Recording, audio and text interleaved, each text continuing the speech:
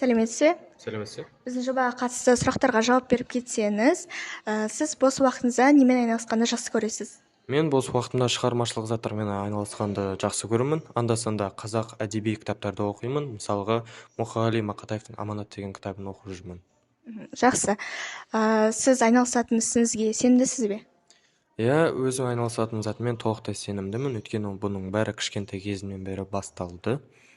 Сондықтан ары қарай жалғастырғым да келеді. Сіз таңдаған жол неліктен ұнайды?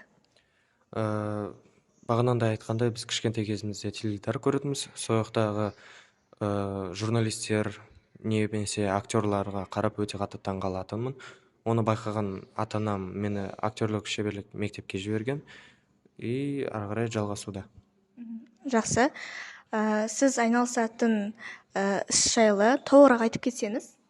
Сол мектепте біз ютубқа түсетінбіз. Онымен қоса бізге кастингке бала жайдарманы келді. Содан бастап біз сахнаға да шыға бастадық. Елдің көзінше біраз жерге де бар келдік. Мысалға Астанаға да бардық, алматылық, аудандық және облыстық нелерде де ойнадық. Содан соң онымен қоса оны байқаған өнер қырандарымен бір сахнада жүрдім. Жақсы.